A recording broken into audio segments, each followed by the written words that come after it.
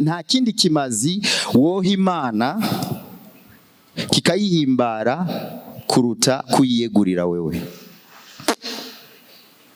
Nta ndirimbo tuzopfa twararonse twozanira Imana tubwira ati jewe ivy'iwanje vyihoza, ariko niwakira aka karirimbo basi amajambo arimo wowe ntuyumva kwarayo kukuninahaza no kugushimagiza.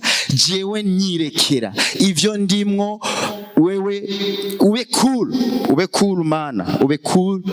Ariko iyi ndirimbo vraiment ni yawe, vraiment irakubereye wewe. Iyi ndirimbo naka kadiho birakubereye Mana we, ariko jewe nyirekera. Nta ndirimbo muzopfa muronse, nta ndirimbo tuzopfa turonse yonyura igahimbara Imana kuruta wewe nanje kuyiyegurira, ntayo. Rero izi nguvu dushira mu muziki ni nziza, kandi ndumwe muri mwebwe. Umuziki utegezwa kuba mwiza, amajwi ategezwa kuba meza, ivyo turirimba bitegezwa kuba biri biblique, ni vyiza, n'abantu bavyumva bakabishima bakavuga ati aka karirimbo karamfashije. Ariko tukabandanya kubaho ubuzima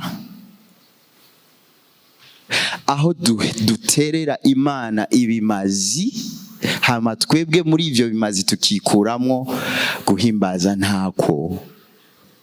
Kubera ko hano Pawulo arabitomora ngo mutange imibiri yanyu ibe ibimazi bizima byera bihimbara Imana. Niho uguhimbaza kwanyu kubera ukukuri.